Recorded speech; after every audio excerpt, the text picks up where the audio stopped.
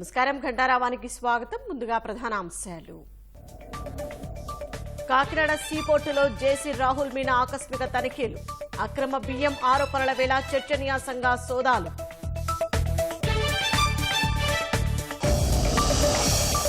పొట్టి శ్రీరాములు వర్ధంతి సందర్భంగా సీఎం నివాళి. ఆయన స్ఫూర్తితో ముందుకు సాగుదామని పిలుపు.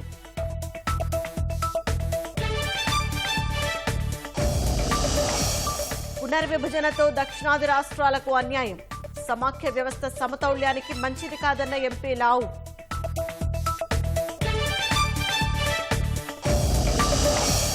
విజయవాడలోని పాకిస్తాన్ కాలనీ వాసుల ఇబ్బందులు. ఉద్యోగ ఉపాధి అవకాశాలు రావటం లేదని ఆవేదన.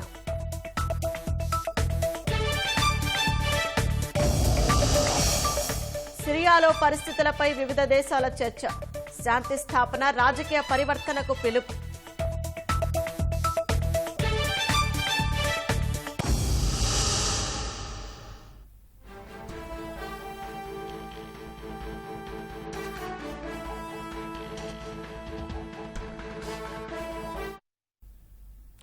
తాజాంశాన్ని చూస్తున్నాం. కాకినాడ సీపోర్టులో పౌర సరఫరాలు, పోలీస్, కస్టమ్స్ అధికారులతో కలిసి జాయింట్ కలెక్టర్ రాహుల్ మీనా ఆకస్మిక తనిఖీలు చేస్తున్నారు. ఇక మరింత సమాచారం మా ప్రతినిధి సాయి కృష్ణ అడిగి తెలుసుకుందాం. సాయి కృష్ణ, తనిఖీలపై వివరాలు చెప్పండి. షాహీన్, రాష్ట్ర వ్యాప్తంగా సంచలనం కలిగిస్తున్న కాకినాడ యాంకరేజ్ పోర్టు నుంచి రేషన్ బియ్యం విదేశాల ఎగుమతుల అంశం ఇప్పుడు ఇంకా ఒక కొలిక్కి వస్తోంది. దీనికి సంబంధించి అధికారులు కూడా దాన్ని నిగ్గు తేల్చేందుకు కూడా జిల్లా యంత్రాంగం ఇప్పటికే పరీక్షలు నిర్వహించారు. రేషన్ బియ్యం నమూనాలను, అట్లాగే చెల్లానౌకను గమ్యస్థానాన్ని పంపించే అంశం పైన కూడా పూర్తిగా తర్జన భర్జనలు ఇంకా కొనసాగుతున్నాయి. మరోవైపు ఈ ఉదయం జాయింట్ కలెక్టర్ రాహుల్ మీనా ఆధ్వర్యంలో 10 మంది అధికారుల బృందం, పౌర సరఫరాలు, పోర్టు అధికారులతో పాటు పోలీసులు మొత్తం ఆకస్మికంగా కాకినాడ సీపోర్ట్ లోకి వెళ్లారు. సుమారు గంటన్నర పైగా వీరంతా లోపల తనిఖీలు నిర్వహించారు. ఆకస్మికంగా తనిఖీలు చేశారు. కంటైనర్ కూడా పరిశీలించినట్టు తెలుస్తోంది. అయితే కొద్దిసేపటి క్రితమే అధికారుల బృందం కాకినాడ సీపోర్ట్ నుంచి బయటికి వెళ్లారు. అయితే దీనిపై మాట్లాడేందుకు అధికారుల బృందం నిరాకరించింది. సాధారణ తనిఖీల్లో భాగంగానే లోపలికి వెళ్లినట్టు వారు తెలిపారు. అయితే వివరాలు వెల్లడించేందుకు మాత్రం నిరాకరించారు. ఇప్పటికే ఈ అంశం కాకినాడ పోర్టుల నుంచి రేషన్ బియ్యం విదేశాలకు ఎగుమతి అవుతున్న అంశం కూటమి ప్రభుత్వం చాలా తీవ్రంగా పరిగణించటం, ఇప్పుడు చెల్లానౌకలో కూడా లోపల ఉన్న బియ్యం నిగ్గుదేల్చక ముందే మళ్ళీ PSPలో కూడా వెళ్లడం చాలా తీవ్ర చర్చనీయాంశమైంది. అయితే సాధారణ తనిఖీల్లో భాగంగానే లోపలికి వెళ్లామన్నట్టు పౌర సరఫరాల శాఖ అధికారులు తెలిపారు. షాహీన్, ధన్యవాదాలు Sai Krishna.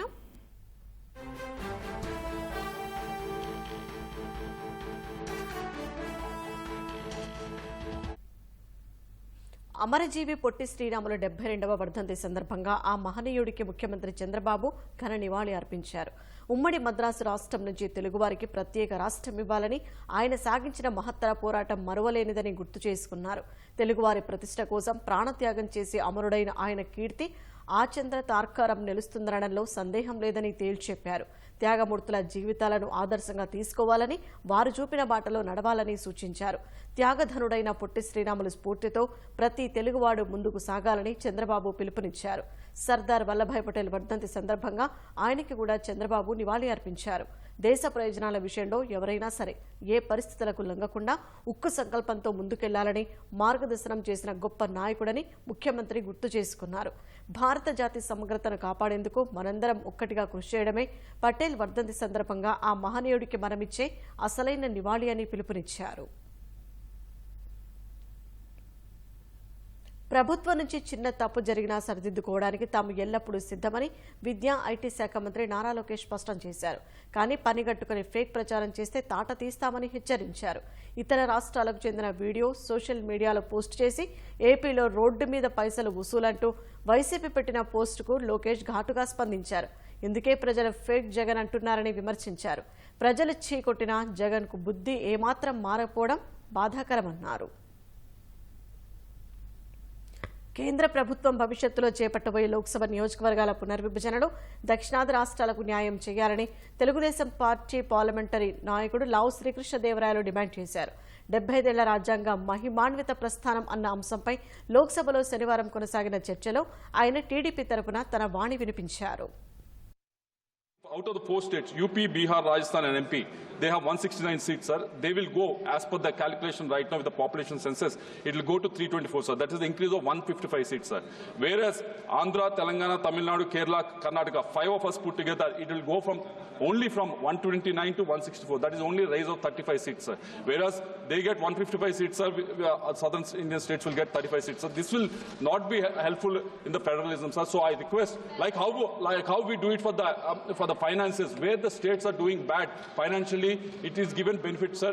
Same way where the population is decreasing, it should also be given benefits, sir.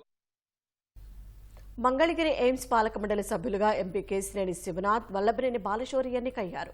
Lok Sabha quota నుంచి మంగళగిరి ఎయిమ్స్ పాలక మండలి సభ్యులుగా వీరిద్దరూ ఎన్నికయ్యారు. ఏకగ్రీవంగా ఇద్దరు ఎన్నికయ్యారని లోక్సభ సచివాలయం అధికారికంగా ప్రకటించింది. శ్రీకాకుళం జిల్లా మెలియాపుట్టి మండల కేంద్రంలో మహేంద్రతనయ వంతెన సమీపంలో ఒడిశా నుంచి విశాఖ మీదుగా మహారాష్ట్రకు తరలిస్తున్న 22 కేజీల గంజాయిని పోలీసులు పట్టుకున్నారు. తరలిస్తున్న జోసెఫ్ బీర్, అష్రఫ్ హలం అనే ఒడిశా, బీహార్ రాష్ట్రాలకు చెందిన ఇద్దరిని అరెస్టు చేశారు. వీరి నుంచి 2 సెల్ ఫోన్లు, 48,000 నగదు స్వాధీనం చేసుకున్నారు. విశాఖలో 9వ నేవీ మారథాన్ ఘనంగా జరిగింది. నేవీ ఆధ్వర్యంలో విశాఖ బీచ్లో 4 విభాగాలుగా మారథాన్ నిర్వహించారు. సుమారు 12,000 మంది పాల్గొన్నారు. తూర్పు నావికాదళ ప్రధానాధికారి వైస్ అడ్మిరల్ రాజేష్ పెందార్కర్తో పాటు కలెక్టర్ హరీంధిర ప్రసాద్, నగర సిపి శంఖభద్ర బాగ్చే మారథాన్ను ప్రారంభించారు. 8 దేశాల క్రీడాకారులు ప్రత్యేకంగా పాల్గొన్నారు. సాంస్కృతిక కార్యక్రమాలు అలరించాయి. దక్షిణ భారతంలోనే అతిపెద్ద marathon eastern naval command navy వాళ్ళు ఒక ఆధ్వర్యంలో చేపట్టడం జరుగుతుంది. ఈ కార్యక్రమంలో దాదాపు 15,000 మంది దాకా రన్నర్స్ రిజిస్టర్ చేసుకుని పాల్గొనడం జరుగుతున్నది. నేవీ వాళ్ళు ఒక సహకారంతో 5K, 10K, 21K, 42K distance running ఏర్పాటు చేయడం జరిగింది. ఇంతే కాకుండా ప్రత్యేకమైన మహిళలు పాల్గొనే marathon, children with special needs అంటే దివ్యాంగజన్ పిల్లలకు పాల్గొనే మ్యారథాన్ కూడా ఆర్గనైజ్ చేయడం జరిగింది. ఇలాంటి చక్కటి కార్యక్రమం వల్ల విశాఖపట్నం ఒక అభివృద్ధికి, అదేవిధంగా విశాఖపట్నం ఉన్న టూరిజాన్ని ప్రమోట్ చేయడానికి ఒక అవకాశం, సిటీలో ఉన్న అద్భుతమైన ఫెసిలిటీస్ ని ప్రజలకు తీసుకువెళ్లే విధంగా ఇండియన్ నేవీ మరియు జిల్లా యంత్రాంగం ఈ కార్యక్రమం చేపట్టడం జరిగింది. మన దేశమే కాకుండా దాదాపు 8-9 దేశాల నుంచి కూడా రన్నర్స్ పాల్గొంటున్నారు. ఇది హెల్తీ లైఫ్ స్టైల్ ప్రమోట్ చేయడానికి చాలా పనికి వస్తుంది. వైజాగ్ నగరవాసులకు ఇది గర్వకారణం. రాబోయే రోజుల్లో వైజాగ్ నేవల్ మ్యారథాన్ లో ఇంకా ఎక్కువ కంట్రీస్ నుండి పార్టిసిపెంట్స్ వస్తారని నేను ఆశిస్తున్నా. ఈ సందర్భంగా వైజాగ్ నేవీకి వైజాగ్ తరపున, మన రాష్ట్రం తరపున హార్టియెస్ట్ కంగ్రాచులేషన్స్ తెలియజేస్తున్నాం. అనంతపురం జిల్లా వజ్రకరూరు మండలం పీసీ చిన్న ప్యాపిలిలో హనుమంతరెడ్డి అనే వృద్ధుడు విద్యుదాఘాతంతో మృతి చెందారు.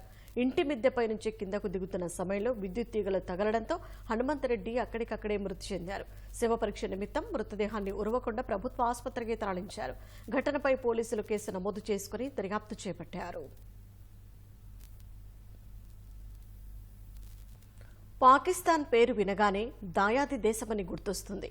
కానీ రాష్ట్రంలో ఆ పేరుతో ఓ కాలనీ ఉందని ఎంతమందికి తెలుసు? అది కూడా రాజధాని ప్రాంతానికి కూతవేటు దూరంలో ఉంది. విజయవాడలోని ఈ కాలనీ పేరు పక్క వీధిలో వాళ్లకి తెలియదనటంలో అతిశయోక్తి లేదు. అసలేంటి పాకిస్తాన్ కాలనీ కథ? ఈ ప్రాంతంలో నివసిస్తున్న వాళ్ళు పాకిస్తాన్ వాసులా లేక విజయవాడకు చెందిన వాళ్ళ? ఇవన్నీ తెలుసుకోవాలంటే ఈ కథనం చూడాల్సిందే. ప్రస్తుతం మనం పాకిస్తాన్ కాలనీలో ఉన్నాం. నిజమండి బాబు, నమ్మండి. విజయవాడ పాయికాపురం ప్రాంతంలో ఉన్న పాకిస్తాన్ కాలనీలో మనం ప్రస్తుతం ఉన్నాం. అయితే ఈ కాలనీలో ఉన్న ప్రజా స్థితిగతులు ఏంటి, ఇది ఎప్పుడే ఏర్పడింది, దీని చరిత్ర ఏంటి, అలాగే ఈ పాకిస్తాన్ కాలనీ పేరుతో ఉన్న ధ్రువపత్రాలతో ఈ స్థానికులు ఎలాంటి ఇబ్బందులు ఎదుర్కొంటున్నారు, ఇలాంటి విషయాలన్నీ కూడా ఇప్పుడు తెలుసుకుందాం. భారత్, పాకిస్తాన్ దేశాల మధ్య 1971లో యుద్ధం జరిగినప్పుడు నాటి ప్రభుత్వం సరిహద్దుల్లోని ప్రజలకు దేశంలోని వివిధ ప్రాంతాల్లో ఆశ్రయం కల్పించింది. ఆ క్రమంలోనే విజయవాడలో కూడా పాయకాపురం ప్రాంతంలో 40 ఇళ్లతో కూడిన ఓ చిన్న కాలనీ నిర్మించారు. 1984లో 40 గృహాలు 3 రోడ్లతో నిర్మించిన ఈ కాలనీ 1986 సంవత్సరం నాటికి పూర్తయింది. పాకిస్తాన్ కాలనీగా పేరు పెట్టారు. కానీ సరిహద్దుల నుంచి ఎవ్వరూ నివాసం ఉండడానికి ఇక్కడికి రాలేదు. 3 దశాబ్దాల క్రితం పాయకాపురం ప్రాంతాన్ని బుడమేరు వరదలు ముంచెత్తినప్పుడు అనేక మంది ఈ కాలనీలోని ఇళ్లల్లో తలదాచుకున్నారు. చివరకు వారంతా దిక్కుతోచని పరిస్థితుల్లో ఇక్కడే స్థిరపడిపోయారు.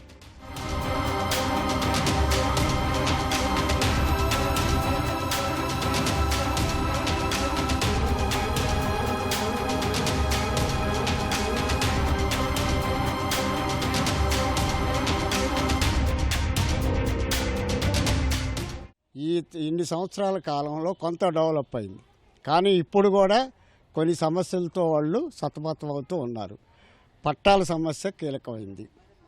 పట్టాల సమస్య చాలాసార్లు గెలిచిన ప్రతినిధులు అందరికీ చెప్పారు, ఏమంటే మాకు ఒరిజినల్ పట్టాలు ఇప్పించండి, మేమేదో ఎక్కడో బ్యాంకులో పెట్టుకొని మా పిల్లలకి పెళ్ళిళ్ళు చేసుకుంటాం, మా అవసరాలు తీర్చుకుంటాం అని చెప్పారు. కానీ ఇప్పటి వరకు పట్టాలు, ఒరిజినల్ పట్టాలు 8 మందికి తప్ప మిగతా వాళ్ళకి లేవు. 40 ఇళ్ళు, 58 కాపురాలు ఇక్కడ ఉంటున్నారు. వీళ్ళకి ఎవరికి ఒరిజినల్ పట్టాలు 8 తప్ప మిగతా వాళ్ళకి రాలా. ఇబ్బంది. మరి బ్యాంకుకి వెళ్ళినా కూడా ఏంటి పాకిస్తాన్ కాలనీ, ఏంటి ఈ కాలనీ మేము ఎక్కడ చూడలేదు, తీసేయండి పేరు అని అంటున్నారు అందరు, ప్రతి వాళ్ళు. ఎక్కడుంది పాకిస్తాన్ కాలనీ అని అంటున్నారు ప్రతి వాళ్ళు. ఏమైనా పేరు మారితే చూస్తున్నాము, మార్చి కొంచెం పట్టాలు కూడా ఇస్తే తొందరగా బాగు చేయించుకుంటాం ఇల్లు అవన్నీ. ప్రస్తుతం పాకిస్తాన్ కాలనీలో 58 కుటుంబాలు నివాసం ఉంటున్నాయి. ఈ కాలనీ వీఎంసీ పరిధిలోని 62వ డివిజన్ కిందకొస్తుంది. ప్రకాష్ నగర్ లో భాగంగా ఉంది. తమంతా గత 20 ఏళ్ల నుంచి ఇంటి పన్నులు కడుతున్నామని స్థానికులు తెలిపారు. తమకు పట్టాలు మంజూరు చేసి కాలనీ పేరు మార్పు చేయాలని స్థానికులు కోరుతున్నారు. డ్రైనేజీ సమస్య మెరుగుపర్చాలని విజ్ఞప్తి చేస్తున్నారు.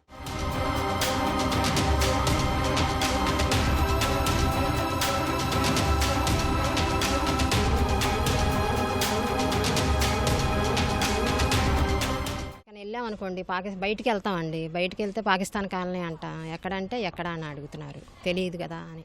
ఈ పాకిస్తాన్ కాలనీ అండి, మేము ఎక్కడికైనా వెళ్ళాలన్నా కానీ పాకిస్తాన్ కాలనీ ఎక్కడుంది మాకు తెలియదు ఇన్నాళ్ళ నుంచి అని పెద్ద వాళ్ళు ఎవరైనా కానీ అడుగుతున్నారనమాట, ఎవరు వచ్చినా కానీ. అట్లాగా మాకు కొంచెం పాకిస్తాన్ కాలనీ చెప్పాలన్నా కానీ మాకు ఇబ్బందిగా ఉంటుందన్నమాట. అది ఎక్కడుందో ఏంటో కూడా ఎవరికి తెలియట్లేదు. అది ఎక్కడో ఉంది కదండి, మీరు విజయవాడలో కదా ఉందని అడుగుతున్నారు. మేమేం కోరుకుంటున్నామండి, మాకు పట్టాలు మంచిగా ఇప్పించేసి మేము పట్టాలు మా పేరు మీద రిజిస్ట్రేషన్ చేయించేసేయండి, మాకు అది కావాల్సింది. మాకు లోన్ ఇస్తే మేము ఇల్లు ఏమైనా కట్టుకుంటామండి. ఈ కాలనీకి పాకిస్తాన్ పేరు ఉండడంతో ప్రజలు కొన్ని సమస్యలు ఎదుర్కొంటున్నారు. ఇతర దేశాలకు వెళ్లాలన్నా, ప్రైవేటు సంస్థల్లో ఉద్యోగాల్లో చేరాలన్నా పాకిస్తాన్ కాలనీ ఏంటి అని ప్రశ్నిస్తున్నారని స్థానికులు చెప్తున్నారు. త్వరలో తమ కాలనీ పేరు మారుతుందన్న ఆశాభావాన్ని వ్యక్తం చేస్తున్నారు.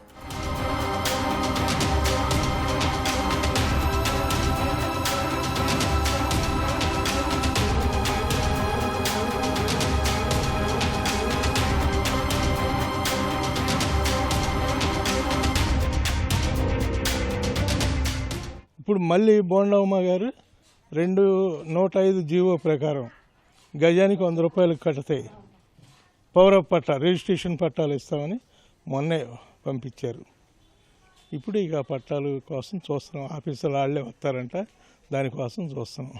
పాకిస్తాన్ పేరు అనేది ఉంటే దీంట్లో కొంతమంది డ్రైవర్లు ఉన్నారు. వాళ్ళు నవ్వుతా వాళ్ళు పేపర్లో ప్రకటన ఇచ్చారు మాకు డ్రైవర్లు కావాలని. అప్పట్లో వీళ్ళు ఈ కార్డులు తీసుకుని వెళ్తే పాకిస్తాన్ కాలనీ, ఇండియాలో పాకిస్తాన్ కాలనీ ఏంటని 2 ఉద్యోగానికి పెడితే వాళ్ళకి రాలా. మళ్ళీ ఇక్కడ చదువుకున్న కుర్రోడు ఏదో దేశం వెళ్ళాలని పాస్పోర్ట్ కోసం వెళ్తే పాకిస్తాన్ వాళ్ళ పాస్పోర్ట్ ఇండియా అని అది కూడా రాలా. భగీరథ కాలనీ అని పేరు పెట్టాం, అందరూ ఆమోదించి. ఆ పేరు ఏంటంటే గగ్గా సుబ్బ పాండు అని ఉన్నాడు, అతని ద్వారా కార్పొరేషన్లో పెట్టి కమిషన్లో శాంక్షన్ కూడా అయింది. కాకపోతే ఎవరినైనా కొంచెం పిలిపించి గ్రాండ్గా చేద్దాం, ఓపెన్ చేద్దాం అన్న ఆలోచనలో ఉన్నాం. చూశారు కదండి, ఇది విజయవాడలో ఉన్న పాకిస్తాన్ కాలనీ చరిత్ర, స్థానికంగా ఉంటున్న ప్రజలు ఎదుర్కొంటున్న ఇబ్బందులు.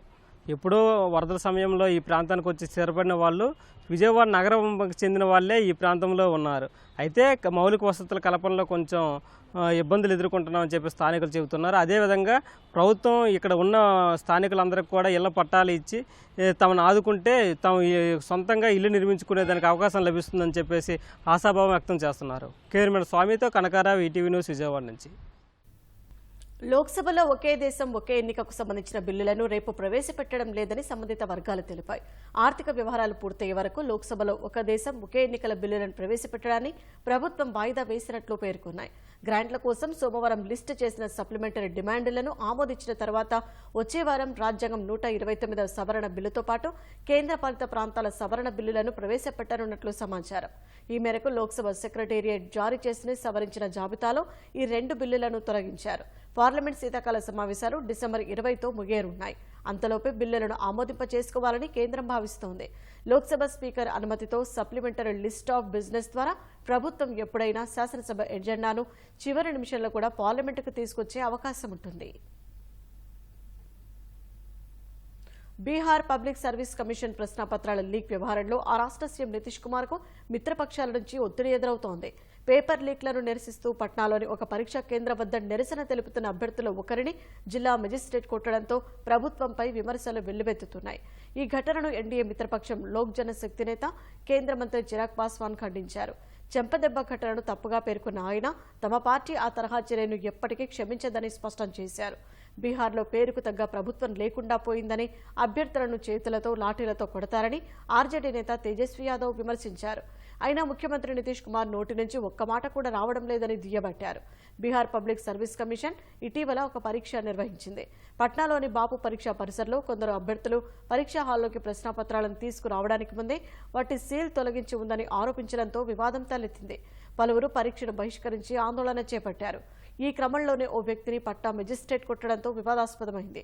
పరీక్షలో ఎలాంటి అవకతవకలు జరగలేదని బీహార్ పబ్లిక్ సర్వీస్ కమిషన్ చెబుతోంది. సిరియాలో శాంతి స్థాపనతో పాటు రాజకీయ పరివర్తన కోసం అమెరికా, తుర్కీ, ఐరోపా సమాఖ్య, అరబ్ దేశాలు పిలుపునిచ్చాయి. జోర్డాన్లో వివిధ దేశాల విదేశాంగ మంత్రులు హాజరై సిరియాలో తదుపరి పరిస్థితులపై చర్చించారు. అనంతరం సంయుక్త ప్రకటన విడుదల చేశారు. సిరియాలో తీవ్రవాద గ్రూపుల ఆవిర్భావాన్ని నిరోధించాలని, రసాయన ఆయుధాల నిల్వలను సురక్షితంగా నాశనం చేయాలని పిలుపునిచ్చారు. సిరియా ప్రాదేశిక సమగ్రతకు పూర్తి మద్దతును కూడా తెలిపారు. అరబ్ దేశాల విదేశాంగ మంత్రులు మరో ప్రత్యేక ప్రకటన విడుదల చేశారు. సిరియన్లు ఆమోదించిన కొత్త రాజ్యాంగం ఆధారంగా ఐరాస పర్యవేక్షించే ఎన్నికలకు పిలుపునిచ్చారు. సిరియా బఫర్ జోన్తో పాటు సమీప ప్రదేశాల్లో ఇజ్రాయెల్ చొరబాట్లను హేయమైన చర్యగా పేర్కొన్నారు. ఇజ్రాయెల్ దళాలను వెంటనే ఉపసంహరించుకోవాలని డిమాండ్ చేశారు. శ్రీలంక అధ్యక్షుడు దిస్సనాయకే నేటి నుంచి 3 రోజుల పాటు భారత్లో పర్యటించనున్నారు. పర్యటనలో భాగంగా ఆయన రాష్ట్రపతి ద్రౌపది ముర్ము, ప్రధాని నరేంద్ర మోదీతో సమావేశం కానున్నారు. సముద్ర భద్రతపై సహకారాన్ని పెంపొందించుకునే అంశంపై చర్చలు జరిగే అవకాశం ఉందని విదేశాంగ శాఖ తెలిపింది. దిస్సనాయకే భారత పర్యటన ఇరు దేశాల మధ్య ఉన్న ద్వైపాక్షిక సంబంధాలను మరింత బలోపేతం చేస్తుందని ఆశాభావం వ్యక్తం చేసింది. ద్వైపాక్షిక చర్చలతో పాటు ఢిల్లీలో వ్యాపారవేత్తలతో దిస్సనాయకే సమావేశం కానున్నారని తెలిపింది. బీహార్లో ఉన్న ప్రముఖ బౌద్ధ క్షేత్రం బుద్ధగయను సందర్శిస్తారని వెల్లడించింది. ఈ ఏడాది సెప్టెంబర్లో అధ్యక్షుడిగా ఎన్నికయ్యాక దిస్సనాయకే చేపడుతున్న తొలి విదేశీ పర్యటన ఇదేనని శ్రీలంక మీడియా పేర్కొంది. అల్లూరు జిల్లా పాడేరు ఏజెన్సీ ప్రాంతాల్లో చలిగాలులు తీవ్రంగా వీస్తున్నాయి. పాడేరులో 10, మినుములూరులో 8 డిగ్రీల కనిష్ట ఉష్ణోగ్రతలు నమోదయ్యాయి. రహదారులపై పొగమంచు ఎక్కువగా ఉండటంతో వాహనదారులు లైట్ల వెలుతురులో ప్రయాణించాల్సి వస్తోంది. మరోవైపు పాడేరు ప్రాంతానికి పర్యాటకుల తాకిడి ఎక్కువగా ఉంది. ఆహ్లాదకరమైన వాతావరణంలో పర్యాటకులు చల్లదనాన్ని ఆస్వాదిస్తున్నారు.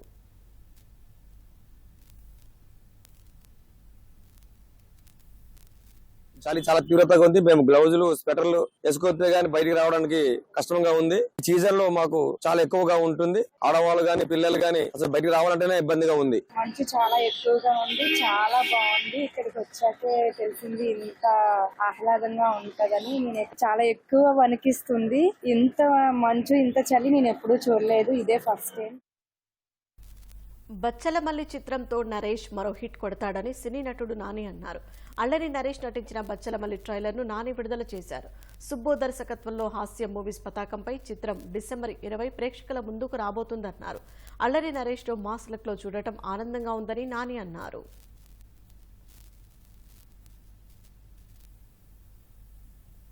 ఈ సినిమా గురించి ఫస్ట్ చెప్పాలంటే ఆబ్వియస్లీ టీజర్ కానీ ట్రైలర్ కానీ 2 అదిరిపోయినాయి.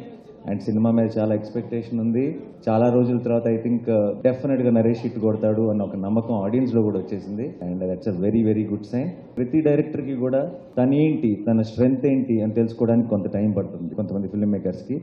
బచ్చల్ మళ్ళీ చూసిన వెంటనే నాకు అనిపించింది సుబ్బుకి తన బలం దొరికేసింది అనిపించింది. అండ్ అది మా వాడితో పాటు చేసినప్పుడు దొరకడం అనేది ఒక రకంగా చాలా చాలా హ్యాపీగా అనిపించింది.